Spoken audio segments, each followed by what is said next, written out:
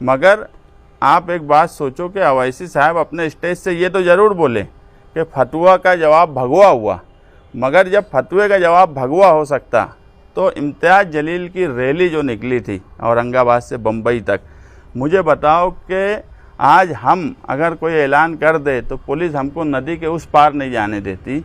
हज़ारों गाड़ी की रैली सरकार की मदद के बगैर बम्बई तक जा सकती है क्या, जिसमें ये नारा लगा कि तेरा मेरा क्या रिश्ता, ला इलाहा इल्लल्लाह। ये सियासी स्टेज से नारा नहीं होना चाहिए, ये मजहबी स्टेज से होना चाहिए, आम आदमी का होना चाहिए।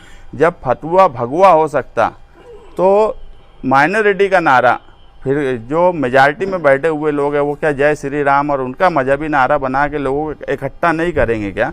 ये अवैसी साहब को खुद सोचना चाहिए, जिनकी वजह से मुसलसल सेकुलर पार्टियों का नुकसान महाराष्ट्र में इस मर्तबा हुआ है। उसमें अगर मौलाना सज्जाद नुमानी जिम्मेदार हैं तो उतने ही जिम्मेदार अवैसी साहब की पार्टी भी है। हम ना पहले कभी मायूस हुए ना अभी हम मायूस हो रहे हैं। हमें 4% वोट मिली, टोटल वोट का जो हिस्सा था उसका 4% हमको मिली। हमको अगर 1% भी वोट मिली होती तो भी हम मालेगांव शहर के मसाइल और मालेगांव शहर के लोगों के लिए काम काज करने में कोई कोताही ना पहले किए है ना आगे करेंगे। मगर आम लोगों तक अब किस तरीके से काम काज किया जाए, हम इससे पहले भी बोले कि अब कहीं ना कहीं हमको हमारा तरीका बदलना पड़ेगा। तो हम किस तरीके से काम काज करें, इसके लिए 13 दिसंबर को एक हम आम मीटिंग बुलाएं और उस मीटिंग में हम आगे का फैसला करेंगे। उससे पहले हमने एक कमेटी बनाई है जो अलग अलग हिस्सों के लिए बनाई गई है। जोन ए आगरा रोड का शुमाली हिस्सा, जिसमें वार्ड नंबर 3, 5, 6, 7 और 2 आते हैं, उसकी जिम्मेदारी अतर हुसैन अशरफी, सुहेल अब्दुल करीम को दी गई है। जोन नंबर 2, जिसमें वार्ड नंबर 12, 15, 16, 17 आता है, उसकी जिम्मेदारी 4 लोगों को दी गई है। कारपोरेटर आमीन फारूक, खुर्शीद काबुल, अशफाक मेंबर जो नयापुरे के हैं, और कारपोरेटर मुजम्मिल वफाती। इसी तरह जोन नंबर सी, जो वार्ड नंबर 4 और 13 और 14 यानी गोल्डन नगर, जाफर नगर, ये हिस्से का है। यहाँ की जिम्मेदारी कारपोरेटर अब्दुल बाकी रासन वाले और मसीउल्लाह बेस्ट को दी गई है। और इसी तरह जोन नंबर डी, जो गुरुवार वार्ड से लगकर जो पूरा हिस्सा आता है, जिसमें वार्ड नंबर 18, 19, 20 और 21, इसकी जिम्मेदारी मौलाना जाहिद नदवी और एडवोकेट तौसीफ शेख को दी गई है। ये लोग जो है इन सब वार्ड में जो हमारे लोगों ने काम किया है, और जो आम लोग हैं, जो शहर के बुनकर हैं, सरकर्दा अफराद हैं, जो शहर के ताल्लुक़ से 5 साल फ़िक्रमंद तो ज़रूर रहते हैं, मगर जब इलेक्शन आता है तो उस वक्त फ़िक्र करने की ज़रूरत सबसे ज़्यादा होती है। उस वक्त वो सिर्फ़ और सिर्फ बिरादरी के उसमें बढ़ जाते हैं। और आने वाला वक्त जो है, हमने माजी में देखा है कि मालेगांव शहर के साथ मुसलसल नाइंसाफ़ी हुई है। इससे पूरा शहर इनकार नहीं करता कि आउटर का जो हिस्सा है, वहाँ के जो मंत्री हैं, उन्होंने कुछ मतलब इस हिस्से के लोगों से मिलकर इतनी ताकत से इधर का फंड और इधर के जो भी सरकारी दफातर थे वो उस हिस्से में ट्रांसफ़र कर लिए। और आने वाला वक्त कारपोरेशन इलेक्शन का है। हमें कहीं ना कहीं लगता है कि इस मर्तबा जो है उससे ज़्यादा ताकत से फ़िरका परस्त इस शहर को, ख़ास तौर से मालेगांव सेंट्रल को लूटने का काम करेंगे। जो मुस्लिम हिस्से की आबादी है उसमें जो सहूलत थी उसे ना इन 5-7 सालों में मिला और ना आगे मिलने का हमको कोई चांस लग रहा है। इसलिए हम आने वाले इलेक्शन में हमारा रूल इस तरह का रखना चाहते हैं कि हम ऐसा हिस्सा अदा करें इलेक्शन में कि फ़िरका परस्तों की ज़रूरत कारपोरेशन में ख़त्म हो जाए। वो किस तरीके से होगा वो ये कमेटी के लोग अलग अलग हिस्से में मिलकर बातचीत करेंगे। हम 2 चीज़ आने वाले वक्त में आम आवाम में लेकर जाने की कोशिश करेंगे। एक तो ये कि फ़िरका परस्तों की ज़रूरत, नदी के उस पार की जो पार्टियां हैं जो हमारा 80% फंड लेकर चली जाती, ऐसे लोगों की ज़रूरत आने वाले कारपोरेशन में हमको ना बचे। और ये हमको लगता है कि इसमें सबसे अहम रोल अगर कोई निभा सकता है तो वो मालेगांव शहर की समाजवादी पार्टी निभा सकती है, और हम उस तरीके से कोशिश करेंगे। दूसरा, बिरादरीवाद के नाम पर ये शहर जिस तरीके से 15 सालों से बढ़ रहा है, हमने उस पर ध्यान नहीं दिया। हमने इशूज़ पर, हमने लोगों के कामकाज पर, इस पर हमने ज़्यादा फोकस किया, लेकिन उसको हम किस तरीके से ख़त्म करें इसकी कोशिश हमने नहीं की। और ये नतीजा था कि हमको इतनी कम वोट मिली। ये सिर्फ़ और सिर्फ बिरादरीवाद होने की वजह से हुआ। तो वो किस तरीके से ख़त्म हो, या हम क्या रूल ऐसा हमारा रहे इलेक्शन में, किसके साथ हम किस तरीके का रूल अदा करें, ये हम तय करेंगे ताकि बिरादरीवाद ख़त्म हो। और शहर काम काज को लेकर शहर के जो हालात हैं, इससे मैं फिर बोलता हूँ कि मालेगांव शहर में जो सरसरी हमने एक जायज़ा लिया, उसमें ये बात बिल्कुल साफ़ हुई कि शहर के हालात बिल्कुल ख़राब हैं और शहर तामीर और तरक्की के नाम पर यहाँ कुछ नहीं हो रहा है। फ़िरका परस्तों ने इस शहर में जो होना चाहिए था वो होने नहीं दिया। और इससे पहले भी हम यही बोलते थे कि फ़िरका परस्तों ने अपना तरीका बदल लिया है। अब वो लोग जो है, हमें बुनियादी सहूलत ना मिले, हमें कोई ऐसा सरकारी दफातर जो इस हिस्से में कामकाज के लिए हो वो ना मिले, इस तरह की फ़िरका परस्ती की जा रही है। और शहर की मिली शनाख्त जो है उसको ख़त्म करने की कोशिश की जा रही है। और आज जो है सरकार में जो महायुति बीजेपी की सरकार बनी है, वो बहुत मजबूत सरकार बनी है। और इतनी मजबूत सरकार के बाद फैसले अब उससे ज़्यादा मालेगांव शहर के लिए ख़तरनाक साबित होंगे, क्योंकि आप देखेंगे पार्लियामेंट का जो इलेक्शन था वो कहीं ना कहीं उसके रिज़ल्ट को भी महाराष्ट्र में एक इशू बनाया गया। मतलब मालेगांव को टारगेट किया गया। बार बार नीतीश राणे जो है, जब कमज़ोर सरकार थी, मिली जुली सरकार, कभी कोई इधर आ रहा, जब कोई उधर जा रहा, उस वक्त मालेगांव शहर को मुसलसल टारगेट किया गया। अब बहुत मजबूत सरकार के साथ जब सरकार बनेगी तो हम ये मानते हैं कि महाराष्ट्र में सबसे ज़्यादा टारगेट मालेगांव शहर होगा।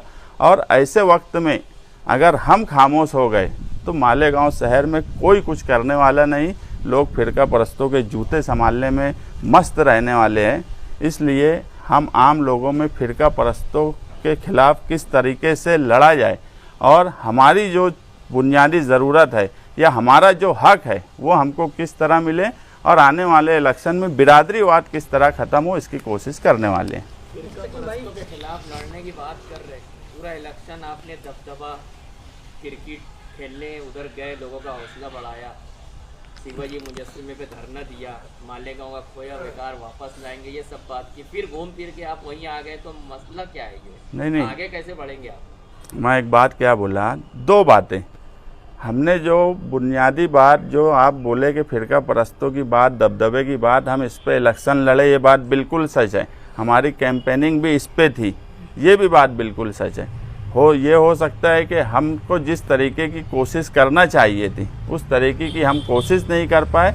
आम आवाम को जो बात हमको समझाना चाहिए था वो हम उस ढंग से नहीं समझा पाए। उसकी बुनियादी वजह जो सरसरी हमको लगी वो बिरादरीवाद हो गई।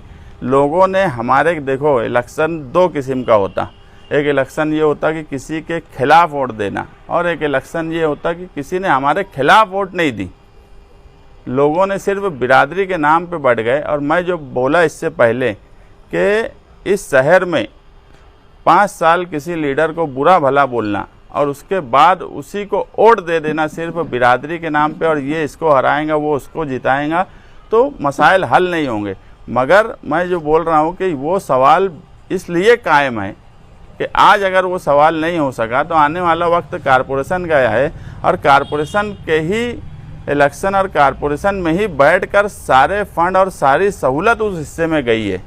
और आज महाराष्ट्र में भी मजबूत सरकार है, और आउटर के मंत्री जो है वो पीछे से ज़्यादा मजबूत आज हो गए हैं। तो हमें कहीं ना कहीं ये डर है कि फिर वो सब चीज़ें इस शहर में होंगी, तो हम अब उसको और अच्छे ढंग से लोगों के सामने लेके जाएंगे और लोगों को समझाने की कोशिश करेंगे। मुस्तकिम भाई, असेंबली इलेक्शन का नतीजा आया, जो इलेक्शन जीतने वाले उनके करीबी हरीफ वो कोर्ट जाने का ऐलान किए, क्या आप लोग भी इस पर गौर कर रहे हैं? नहीं, अब वो कोर्ट जाने का ऐलान किए तो ये तो वही बता सकते कि कोर्ट वो जाने वाले हैं। आमतौर पे कोर्ट जो भी इलेक्शन में जाता है, इलेक्शन पिटीशन फाइल करता, तो एक उसका कायदा ये है कि जितने लोग इलेक्शन में हिस्सा लिए रहते वो सबको पार्टी बनाना पड़ता। तो अगर वो कोर्ट जा रहे हैं तो वो तो हमको भी पार्टी बनाएंगे मुखालिफ में, क्योंकि हम भी इलेक्शन में एक हिस्सा लिए, तो उस वक्त हम देखेंगे क्या करना है। कारपोरेशन चुनाव की आप बात कर रहे हैं, कारपोरेशन चुनाव की बात कर रहे हैं आप, तो कुछ ऐसा गठबंधन कुछ जहन में है? आप अकेले दम पे तो आप फिरका परस्तों को नहीं रोक पाएंगे, समाजवादी की इतनी ताकत नहीं लगती, तो क्या कुछ नया गठबंधन? मैं एक बात जो बोला कि हमारा रूल कारपोरेशन के इलेक्शन में ये रहने वाला है कि हम नदी के उस पार की ज़रूरत इस बार ख़त्म कर देंगे, ये रूल हमारा रहेगा। कॉन्फ्रेंस के दौरान आपने कहा था कि हम दुश्मन नंबर 1 कौन है ये तय करने में हम चूक गए। हाँ, बराबर बात तय है। करेंगे कि क्या है, और आपने कमेटी बनाने का ऐलान, क्या ये हमने एक सरसरी, मैं बोला कमेटी बनाई थी, सरसरी रिपोर्ट आई, अब जोन वाइज हमने जिम्मेदारी दे दी है और 13 तारीख को जो आम मीटिंग बुला रहे हैं उसमें ही हम, हो सकता है उस वक्त तक हमारे पास रिपोर्ट आ जाए और हम दुश्मन नंबर 1 कौन है शहर का वो हम उस मीटिंग में डिक्लेयर कर सकते। सियासत में कोई किसी का मुस्तकिल दोस्त और दुश्मन नहीं होता, निहाल साहब परसों बोलते रहे, तो कोई ऐसा मामला रखेंगे या फिर कुछ नया रास्ता? मैं एक बात बोला कि आने वाले वक्त में हम इस शहर से बिरादरीवाद किस तरीके से ख़त्म हो ये कोशिश करेंगे।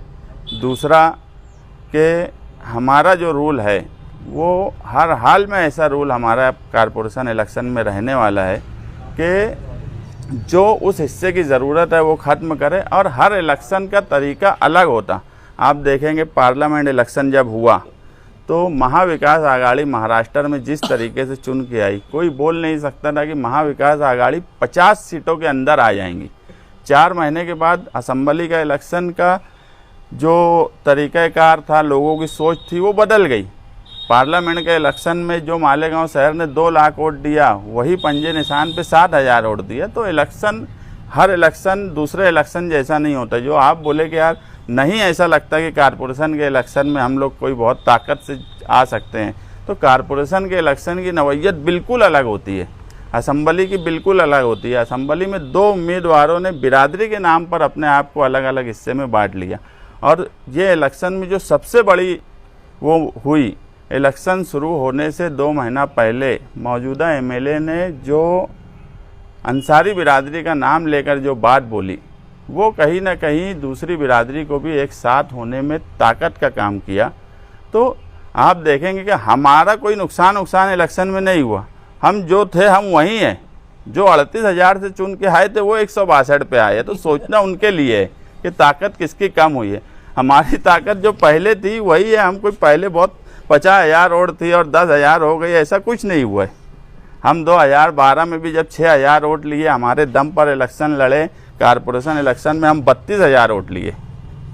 कारपोरेशन इलेक्शन जब हम 2000 उसके बाद अपने उस पर लड़े थे तो 32,000 वोट 2012 में हम लिए थे। हमारी 4 सीट आई थी। तो इलेक्शन की नवैयत अलग अलग होती है। कोई इलेक्शन, एक इलेक्शन का रिजल्ट का दूसरे इलेक्शन पे फर्क पड़ता है, ऐसा मैं नहीं मानता, और कहीं पे ऐसा नहीं होता। इस कॉन्फ्रेंस में कहा था बिजली की, यार आप हमारा उसूल भी किनारे रख के कुछ सोचेंगे।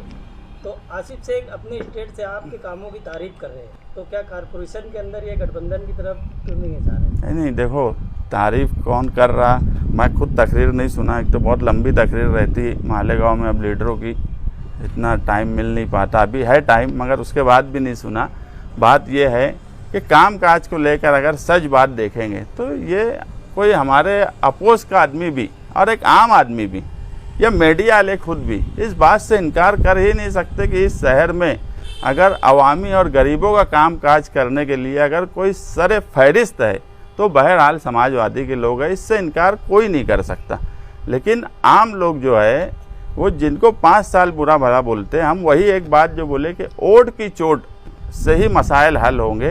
इसी पे हम आगे इलेक्शन लड़ने वाले। बदनवानी के खिलाफ जो शिद्दत आपने लड़ने की, तो पिछले 1 साल या उससे पहले 1-1.5 साल से थोड़ी कम नज़र आ रही थी। आपको ये नहीं लगता कि आपकी तरफ जो ध्यान है आवाम का इसलिए नहीं गया, या फिर आप गारंटी देने में कामयाब नहीं हो पाए कि भाई हम ये थे? पिछले 1.5 साल से जो आपका ये देखा गया, आप शिद्दत से जितना लड़ते थे वो थोड़ा कम हो गया था। हमारा इलेक्शन में जो बात थी, एक बात ये बदनवानी की है, हम लोग जानबूझ के समझ बूझ के हम उसको किनारे किए। हमने किसी का पेपर नहीं निकाले, ये तो समझने ही मत।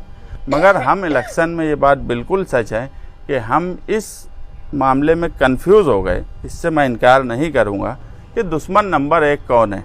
हम कंफ्यूज ये हुए कि अगर ये मामले को हम किसी एक लीडर की तरफ लेकर जाने की कोशिश करेंगे तो हमारे ऊपर जो इल्ज़ाम लगाया जा रहा है वो और शिद्दत से लगाया जाएगा। ये हमारी गलती थी, ये भी मैं तस्लीम करता हूँ, ये हमारी गलती थी, लेकिन हमसे वो गलती इलेक्शन में हुई है, आइंदा इंशाअल्लाह नहीं होंगी। खामियाजा आवाम को भुगतना पड़ा। नहीं, ऐसा है कि देखो आवाम को खामियाजा भुगतना पड़ा, आवाम को खामियाजा भुगतना पड़ेगा आने वाले वक्त में भी, क्योंकि जनरल एक बात बिल्कुल साफ़ है कि जो इतनी टूटी फूटी सरकार में 5 साल काम नहीं करवा पाए, वो इतनी मजबूत सरकार में काम काज करवा पाएंगे ऐसा मुमकिन कहीं से नहीं है। जिनका इंटरेस्ट और दिलचस्पी ही काम काज को लेकर नहीं है, तो इसका नुकसान तो आवाम को ही भुगतना है। लोग ये बोलते हैं कि हमारा नुकसान हुआ, मैं ये मानता ही नहीं हूँ कि हमारा नुकसान हुआ। नुकसान अगर किसी का हुआ है तो ये एक आम आदमी का और आम शहरी का इस इलेक्शन में नुकसान हुआ है।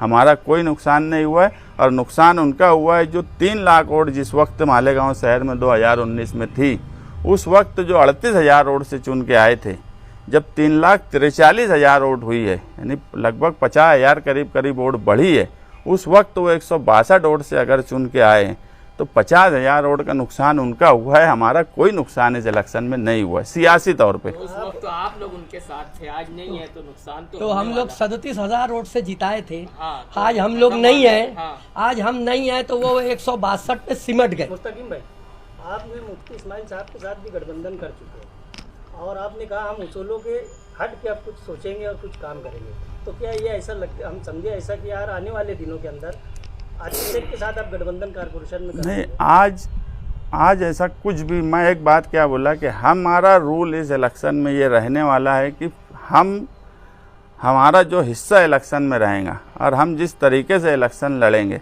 हमारी पहली कोशिश ये रहने वाली है कि मालेगांव शहर में इस हिस्से के लोगों की इतनी सीट आए, और वो हमारे बगैर किसी की मुमकिन नहीं है। ये सरसरी हमने जायज़ा ले लिया है कि नदी के उस पार की जो पार्टियां हैं जो इस शहर को लूटने का काम करती, उसकी ज़रूरत किस तरीके से ख़त्म करें, वो रूल हमारा इस इलेक्शन में रहेगा। इलेक्शन लड़ेंगे या जरूरत पड़ने पे गठबंधन करेंगे, ये 13 तारीख को बताएंगे। मुस्तकीम भाई, आपने ग्राजीवाद की बात, लेकिन इस इलेक्शन के अंदर कहीं ना कहीं ये बात भी आ रही है कि मसाजिद, मदारिस और स्कूलों का इस्तेमाल किया गया इलेक्शन में, तो ये आप कहाँ तक सही मानते हैं? यार पूरे इलेक्शन में यही सुनते रहे, बस हमारे लिए इतना अच्छा है कि यार हम पर ये कहीं से इल्ज़ाम नहीं आया कि हम कोई मस्जिद, मदरसे या कोई दूसरी स्कूलों का यानी इस्तेमाल किए। मगर अब ऐसा है कि देखो, अगर हम किसी आलिम के बारे में कोई बात बोल दें तो सामने वाले फ़ौरन उल्मा का एहतराम, इन सब बातों पर बात करने लगते, मगर जब उनके स्टेज से ये सब बात होती है, वो जमीयत के सवाल पर हो, महाराष्ट्र जमीयत के या तुम्हारे मौलाना सज्जाद नुमानी के सवाल पर हो, मैं कल भी मेरा स्टैंड एकदम क्लियर था। अवैसी साहब आकर जो मौलाना सज्जाद नुमानी के बारे में बोले, सबसे पहले इलेक्शन के फ़ौरन बाद वो स्टेटमेंट हमारा था कि उससे महाराष्ट्र में नुकसान हुआ है। ये बात बिल्कुल सच है। मगर आप एक बात सोचो कि अवैसी साहब अपने स्टेज से ये तो ज़रूर बोले कि फतवा का जवाब भगवा हुआ, मगर जब फतवे का जवाब भगवा हो सकता तो इम्तियाज़ जलील की रैली जो निकली थी औरंगाबाद से बम्बई तक, मुझे बताओ कि आज हम अगर कोई ऐलान कर दे तो पुलिस हमको नदी के उस पार नहीं जाने देती। हज़ारों गाड़ी की रैली सरकार की मदद के बगैर बम्बई तक जा सकती है क्या, जिसमें ये नारा लगा कि तेरा मेरा क्या रिश्ता, ला इलाहा इल्लल्लाह। ये सियासी स्टेज से नारा नहीं होना चाहिए, ये मजहबी स्टेज से होना चाहिए, आम आदमी का होना चाहिए। जब फतवा भगवा हो सकता तो माइनॉरिटी का नारा, फिर जो मेजॉरिटी में बैठे हुए लोग हैं वो क्या जय श्री राम और उनका मजहबी नारा बना के लोगों को इकट्ठा नहीं करेंगे क्या? ये अवैसी साहब को खुद सोचना चाहिए, जिनकी वजह से मुसलसल सेकुलर पार्टियों का नुकसान महाराष्ट्र में इस मर्तबा हुआ है। उसमें अगर मौलाना सज्जाद नुमानी जिम्मेदार हैं तो उतने ही जिम्मेदार अवैसी साहब की पार्टी भी है।